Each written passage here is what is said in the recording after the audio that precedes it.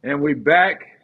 Welcome to Carmen's Crew Podcast, Season 2, Episode 3. Myself, David Lighty. Appreciate having you guys along here with my guys. Introduce yourself, man. Aaron Kraft. Adam Jardy. Jared Sullinger.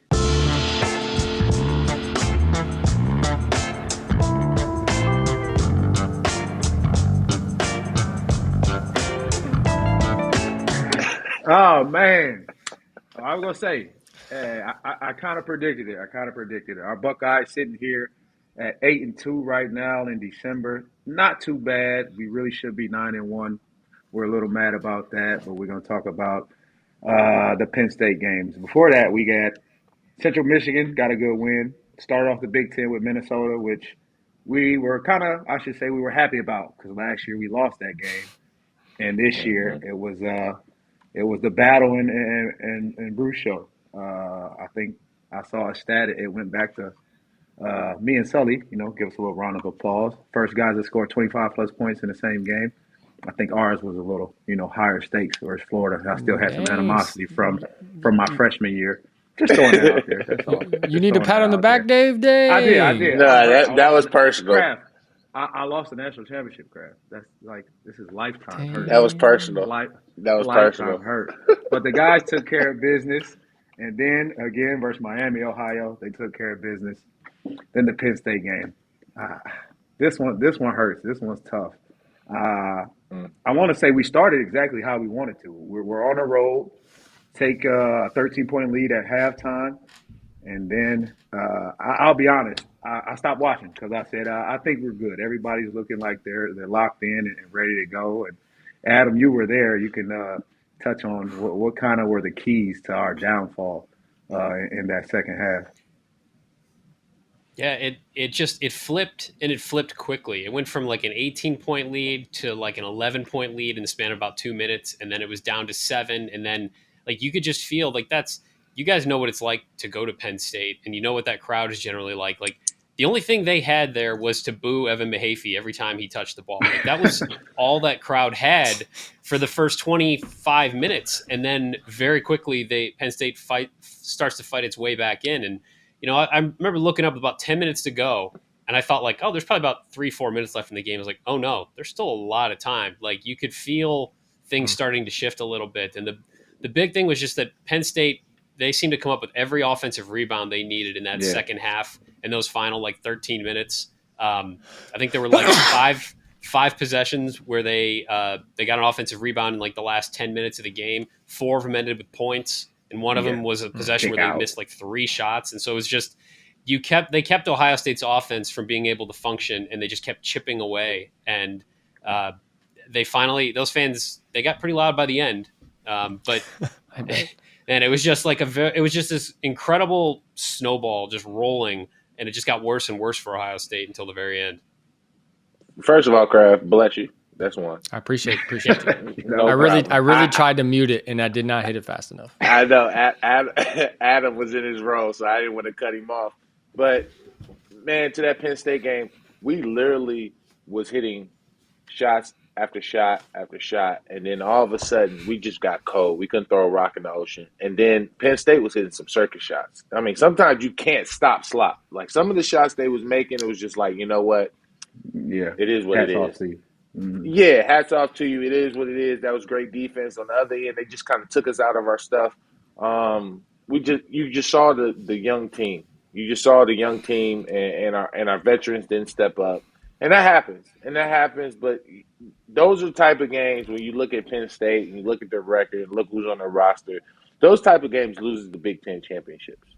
And those are the type of games we got to have, and if we want to compete for a Big Ten championship. So I think it's a good learning lesson, especially for on the road, especially for the guys that are becoming the man on this team, learning how to win. We have to learn how to win those games. Yeah. I mean, I agree with you, man. I think games like that really hurt. Like, obviously they hurt now, but I think they hurt later in the season, especially if you are competing for a championship or, you're fighting for – like an NCAA tournament seed. Like, and I remember when I was a senior, Sully had abandoned us, but coach actually had the same point. We went to Penn State, and he showed us kind of like the percentages of like the seed you are in the tournament, and the percentage that you make it out of the first round or like the first weekend. And like his whole point was like games like this, we weren't going to win a championship, but it mattered to get a higher seed because then you get a better draw in the tournament. And we went in and we lost 2. They actually made it senior night for Tim and for Frazier and them. But yeah, man, I think obviously it's a huge learning moment for us. We still had a great shot to win it right at the end. Yeah, they executed well. They did exactly what the play was supposed to be. Would love to see it fall, but I think another thing that makes it harder too is, man, we got a long time between games. So they got they got a lot of time in practice to sit and think about it. And I'm sure Coach Holtman's getting after him a little bit this week.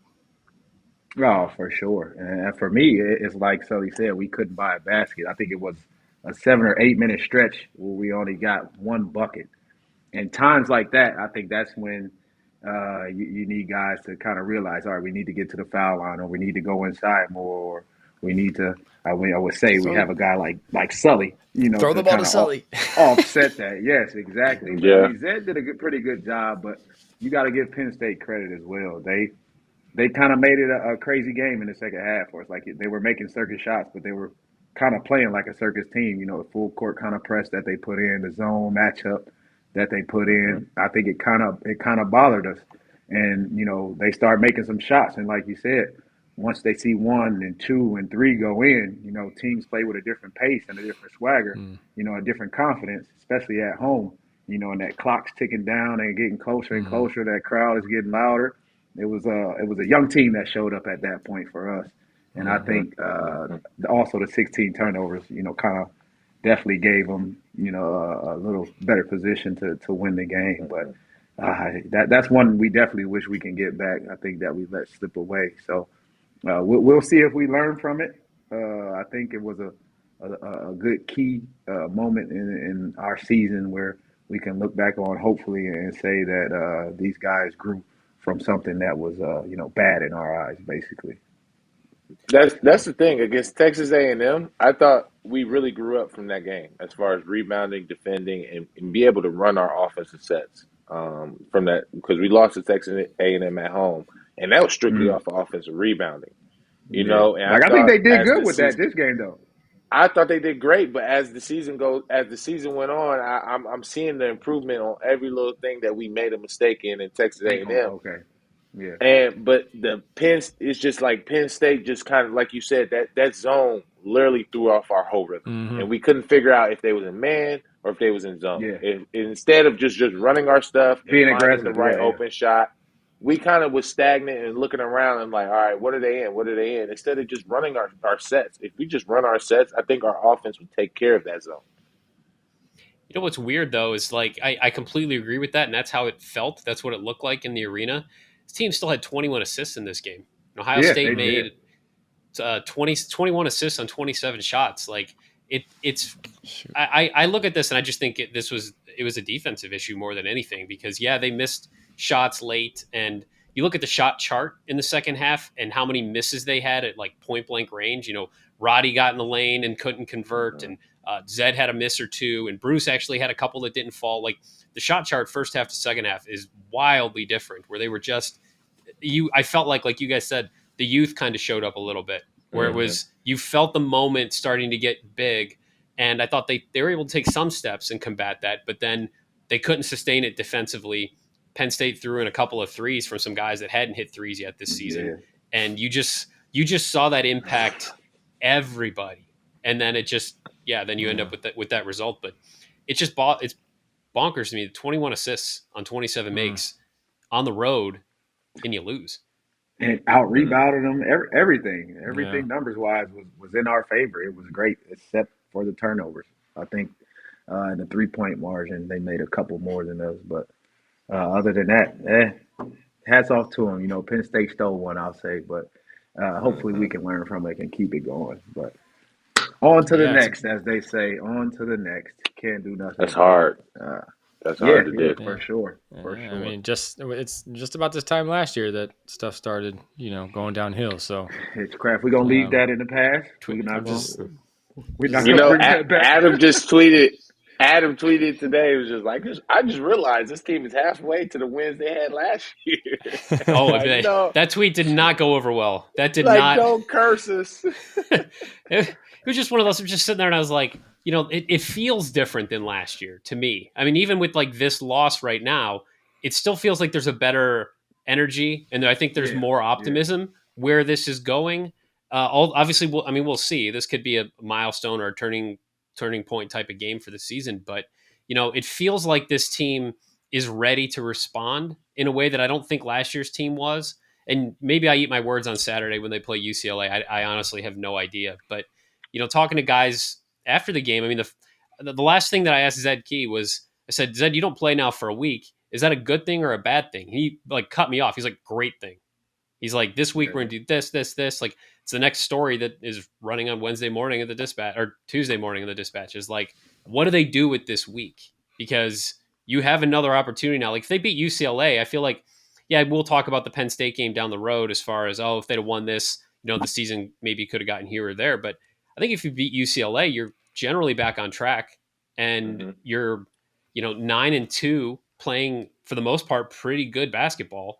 It just, to me, comes down to what they do it this week. What do you guys think if you're in those meetings this week? Like, what do they need to do this week to make sure they use it the right way and that loss doesn't crush them? Craft. That's a good one. Crafty, what would I you mean, say? You're best I mean, point I guard. obviously I think what they've been doing to this point, it's been working. I think whatever they've done thus far has helped it. They've corrected things, like we've said. They've kind of shored up areas of the game that I think make differences. Offensive rebounds and things like that. So I think the worst thing they can do is think about it too much of the last game. Yeah, They yeah. probably watched some film. Yeah, he probably had names circled on the board and all those kind of things, and they showed those clips. But having a short term memory and just moving right on to the next one, because dwelling is only going to make it worse. I think as long as you're competing throughout the week, you kind of scratch that itch for them wanting to go back and play. So I would make it a highly competitive week. Obviously, focus on some things, but it gives you a chance to get after one another too, because you don't have to worry about saving guys with a game like in a day or two. If you have 3 or 4 days, those first couple, you can really get after it. 1-on-1, Get better. 2-on-2, and get after. Challenge the guys to. I would put Roddy and Bruce against each other all the time in practice if I was them. I like that. I think like that. they can guard each other. They can go at each other and make each other better offensively and defensively. So I would make it competitive and see what happens early in the week, and then kind of start gearing down towards the end. Can I read you guys a Bruce Thornton quote that he gave after the game? I'd like to hear your take on this, because I thought the interviews that we had, we talked to Bruce, Roddy, Zed, and obviously Holtman after the game, and I thought this was the low key most interesting thing that anybody said, and this was just like in a longer answer that Bruce gave. He said we're going to see how we respond, but that's really up to me and to the leaders, because this team is player led this year. If I don't come up with the right response and show the team, not that it's okay, that we have to move on even though we lost, we can't dwell on it, because that's not who we are as a team. I thought the comment about this team's player led this year, Wow. like that seems like a big deal. I really have been holding on to that since Saturday night, because I want to hear you guys and your take on that, your response to that, what that means to you. It's powerful. It's really powerful, Yeah. because when you take one of our best, I gotta say, our best player right now, as far as statistically and With that just mindset, overall, yeah. with that mindset, that just shows where this team is heading, and that's the reason why he was captain last year as a freshman. It's just because he has his head on his shoulders the correct way, and he understands that every little thing can affect this team, whether it's words in the media, whether it's performance on the court, whether it's performance in practice. You saw this type of Bruce heading into this season in the summertime. Like Kraft and Lighty wasn't able to see him as much. I was able to see him a lot. And you saw Bruce leading his team, telling his team like what he sees on offense, telling them how to defend the pick and roll on the defense end, talking on the defense end, pointing people in the right positions. Like Bruce is your Aaron Kraft of this team, and you love to see that coming from your point guard, because if your point guard can do it, then everybody can do it. Yeah. I think that's a perfect way to say it. So yeah, it's no excuses. I think that's my style. I try to lead by example. Words and all that really don't matter if you're not backing it up with the action. But if the head of the snake is bringing it every day of practice, every day off the court, every day in film, every day in the classroom, such and such, then everybody else follows. So I think that's the great part about it when he can go out there and back up what he's talking, what they say right now, stand on business. Then I think that's the perfect way to lead the Buckeyes into the role that they want to be in, or the route that they want to be in. So I think that's a great way and a great response, from him. And as Sully said, we can see why he was one of the captains last year, and figuring it out right now as we go still. You mean you were out there playing school too, Dave? I played school a little bit. It took me 5 that. years, four and a half. I could have graduated early, but I got tired of it. Okay. Okay. Hey, Crab, Space that remember out. that practice? Space that out. Crab, you remember that practice when he took Lighty off the floor? And Coach Mata literally told us, "Watch how quiet practice will be." And me and you looked at each other like, when Dave busted his lip and he couldn't talk because he was holding all the blood in his mouth. I was like, oh shoot, this is not okay. Dave, tell me where to go, Dave. Tell me where to go, Dave. Right, our defense and offense was terrible once Lighty couldn't talk. Hey man, that's how it goes sometimes. That's how it goes. It's cool. You wanted the pat on the back, Dave. We got you, bro. I appreciate that, man. That's love, man. I'm getting old down here, man. Couple more years, it's time to hang it up for me. Nah, but we're gonna get this thing keep going. We gotta look forward. We got 3 games to finish out December. We got UCLA coming up next, New Orleans, and then West Virginia. I hear West Virginia, I think about some butt whoopings we took back in the day, so we need to go back with that too. But Joe Alexander. Going crazy. But these classics, they got CBS Sports Classic, they got invitationals and showcases and all this different stuff now. But this UCLA game, let's talk about that one. We're gonna dive into that one. It's down in Atlanta. I think it's gonna be a little homecoming, of course, for Bruce. So I think it's gonna be his show for us to bounce back, and like we just talked about, him leading the way and hopefully having a great week of practice, him going back home and trying to put on a show and, showing, his family and friends, the Buckeye Nation down there, what we're all about. I think it's going to be a good test versus, I'll say a young UCLA team, but a tested UCLA team. So I think that's something that we can't take lightly. So I think I don't want to say it's good that we lost to Penn State, but I think this should keep us on edge to know that, UCLA is not a team to play around with. Even though they're young, they can come out and get a W because of the teams that they played already with in Marquette, Gonzaga, and Villanova. They played them all down to the wire. So, what are our thoughts? Coming up with the UCLA game, Adam. Well, they're like you said, they're young. Ken Pom has them at their 321st in D1 experience. They average 1.01 years of D1 they got experience. all Europeans. I feel like they're like over here. It's crazy. And there's like really little roster continuity from last year. So you're sort of you have obviously a body of work to this point of the season, but it looks like a Mick Cronin team. I mean, they're like top 20 in defense. They're not as maybe prolific as they've been offensively the last couple of years or in some of the more recent years, but like I feel like you kind of know what you're signing up for when you're going to play against Mick Cronin. And I'm just interested to see like what does Ohio State do with that? I mean, if they're going to get a real physical challenge, maybe not on the same level as Texas A&M, but maybe in a similar vein. Did Ohio State take the stuff it needed to from that game, and can they use that here on Saturday? And it's like you said, big one for Bruce Thornton going back to Atlanta, playing in front of his family. Like that's going to be an interesting experience. I dug up a really fun stat on Bruce this past here week. We go. Okay. Stat. Here we go. So Bruce has started every game in his career to this point at Ohio State. So Penn State made it 45 straight games to start his Ohio State career. Do you know the last Buckeye to start at least that many games to open a career? Mike Ray. It's not. Michael Say Redd. it's You got nice. it. Right Ooh, off the I'm bat. nice with it. Just, Yeah. Sully Zach. I was going to give you a crazy name. I'm glad I didn't say Sully that. got hurt, so I So- knew it wasn't Sully. Well, Yeah. and Sully, you were at 44 games, and then Wow. you missed Yeah, game that's crazy. 45, and Zach Williams had 44, and then he got benched for game 45, came off the bench, but I was Mike gonna Redd say never came off the bench, so Wow. he passed you and Zach Williams with the start at Penn State. Thanks, That's Coach. pretty cool. I guess. Oh, wait, so the Penn State broke the record. Yeah, that So moved him. Yeah, he has the most since Okay, Mike so Redd you're now not because of jinxing Penn him. State.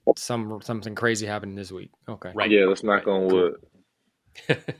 Yeah, I think But- this is a big Go ahead, game. Matthew. You know, I just think what an opportunity to bounce back in a game that matters. I think it would be potentially a little more challenging for a younger team if we were playing a more questionable team and like a questionable, maybe just the New Orleans game is the next, like a game a little harder to get up for after losing against Penn State. But I think it's a great opportunity to bounce back in a meaningful way. Obviously, it's going to be a nationally televised game in a neutral site against a perennial powerhouse in college basketball. So a great opportunity for our guys to just have fun and enjoy it. And we should have a wager to see how many tickets we think Bruce is going to have for this game. It's a lot. Yeah, we should take That's a guesses. good one. Like, is it going to be Everybody. greater It's going to be everybody. 65. But I love it. I love than it. crickets? I love it. I love that we're about to play UCLA just because we're about to welcome them to the Big Ten. You know, this True, is man. about to be a Big Ten That's real. matchup. Normally, think about it. Instead of going to Minnesota Ooh, in you're right. January, you get to kind of go to USC and UCLA in January, get a little sunshine. So I think That's this real. this is a great opportunity for the guys. Great opportunity for the guys to bounce back. But at the same time, I really don't like that layover. Just me personally, being the worst practice player I've probably ever seen or played with. If it wasn't competition, sometimes guys can get lost in the sauce because you're in the heart of the season, and then all of a sudden you're having preseason practices again. You're doing Yeah. star drills and the bubble on the rim with offensive, defensive rebounding. So you kind of can get guys lost, but at the same time you can make it competitive. So I just hope that we're able to take this layoff and get better as a basketball team on both sides of the basketball. I like it. Dave, are I you think, still there, sir? Okay. Yes, I'm here. I think it's going to be a great one for us, of course. We're going to get this dub and call it a day. But just remember my prediction. I said we will only lose one game at the most in December. Right now, we're on the right path. We messed up the Penn State game, but remember that. One of y'all might owe me a little dinner or something. But anyway, we'll talk about a little key question, a little breakout question. We're going to toss this in here. What are you guys' thoughts on the NBA in-season tournament that they had? Well, how do we feel about it? How amazing was it? I freaking love it. It created this is one thing the in-season tournament created. It created rivals on the low between teams that if they can make it to the playoffs. Perfect example: Chicago got upset with Toronto for going for that layup. Oh, yeah. The me, points, Kraft, and yeah. Lighty. We play Understand overseas. that We part. know that point differential is mean for standings. You got Yeah. you freaking Celtics was fouling Chicago at the end just because they had to win by a certain amount of points. Like scoring matters, but it also created a little bit of tension for regular season. So I loved everything about it, and then the presentation of it. We got to Yeah. see a lot of guys kind of come into their own. Tyrese Halliburton is a perfect example. A lot of people don't get to see the Pacers on national television, so if you don't have the league pass, you don't really get to see them. You get to see the stats. People actually got to see how good that man is. That man is top 5 point guards in the league right now. He is great I at like their what he team. does. I like their team. Me too. I liked everything but the courts. I'm very confused as to why they were designed the way they were Colorway. designed. But from a competition standpoint, I thought it was fantastic. I think getting guys experiencing winter go home games earlier in the season is a great thing for the league in general. It just kind of gives guys that experience that can help them come to playoffs. Obviously, it's slightly different playing multiple times, but and then shout out to the guys on two ways and the guys at the end of the bench that Man, basically doubled their salary Get your in money, a sense. man. So Get your I think money. it's great, great all around. We see LeBron James at 38 freaking double pumping in the lane and stuff like that. I mean, it's fun. logo threes. He's That's amazing. ridiculous. And 500K. Yeah. No. They probably some of them probably already spent it in Vegas. It was on the crap table. I like it just Fools. because of all the incentives and all of the, like you said, the little nuances of basketball, the competing part, the high stakes level, the playoff competition in December, basically, in the location. I mean, basketball is a business. The NBA is a business. So to put it in Vegas I'm sorry, it's perfect. It's a show. So they put on a great show for it. And you add the money, of course, 500K for everyone who won.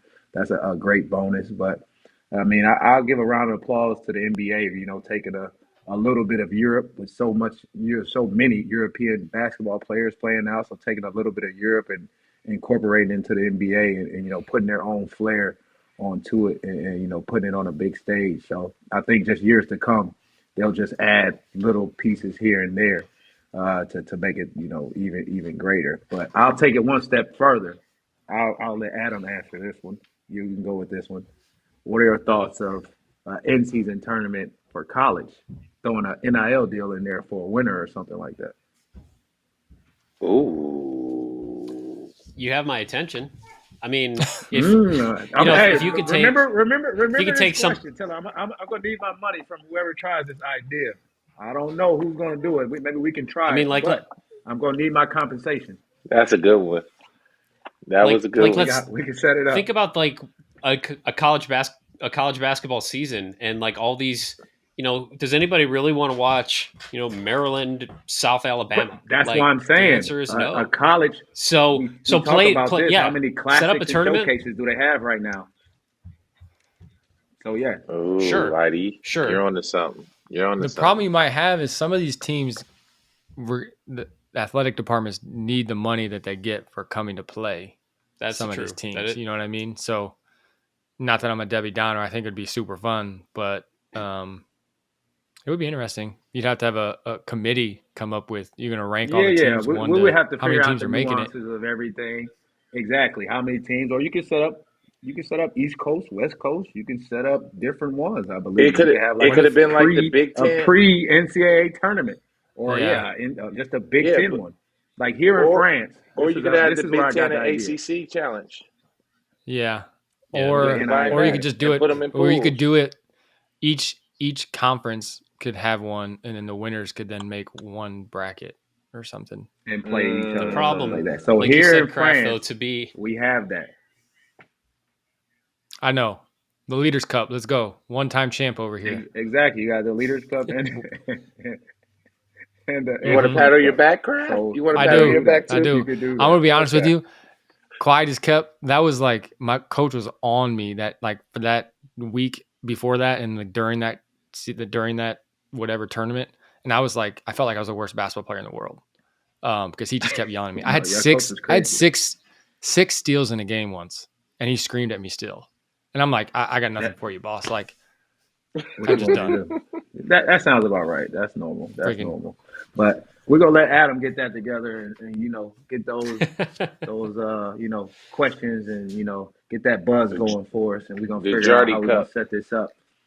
Hey, I like it. I mean, it's something it's not out of the realm of actually happening. I would say, especially how everything is going with NCAA these days. So I think that'll be another big piece that they would love too as well. So the fans for sure will want to see it, but we'll see what happens. But we're gonna hope our Buckeyes come out with 3 good wins. We're gonna finish up this month of December and go into the new year at what will be 11-2. I think that sounds great. And then we're going to get ready for that Big Ten ride and see how things go. So y'all stay with us. Make sure y'all Keep tuning in to Karma's Crew podcast, Beyond the Big Ten. Hold on, Appreciate you Lighty. guys. Keep I hate rocking to with cut us. you off. Lighty, I Yeah, hate to cut okay. you off. I hate to cut you off. Hate to cut you off. Let's You shout for tech outs or to T? David Lighty. Shout outs Okay. to David Lighty. 500 games in the French league, man. That's huge. That's a lot. Golly, Yeah, That's that's a you lot of games. old. huge. That's a Yeah, lot you of You are games. are. People don't old, understand that. man. I didn't understand it Shout either. Hey, outs that to That's a lot video of of Monroe. games that for video sure. of that video of Reese was awesome too. Yeah, that was a That was They tearjerker, got me. man. Oh man, That was they got me. I try to hold my emotions, but they kept saying, "Just wait, Lighty, wait. Yeah, We you got didn't one hide more it. video. One more video." I look up. I heard his voice. I said, "Oh, I gotta hold it in." Nah, was bro. nice. But no, I I definitely swear somebody appreciate was that, cutting man. onions Definitely in here. appreciate that, man. Yeah, Hey, I man, that's definitely big time, was. Lighty. So That's huge. that's love, man. I definitely appreciate y'all, man. This basketball journey has been amazing to me. It wouldn't have me here right now, if we didn't have basketball. So it's literally a family and a brotherhood, for the rest of our lives. And I definitely appreciate, the game, and always going to be a Yes, part of it, sir. even when I'm done. So give a round of applause to basketball. We appreciate you, Mr. Naismith. Thank you. Round of applause So to come back you, to bro. us. 500 games We in go, Europe we is gonna keep it crazy. going, man. Yeah, it's coming down to an end, man. But we appreciate y'all, man. Y'all get back with us next week. All right, Karma's Crew out.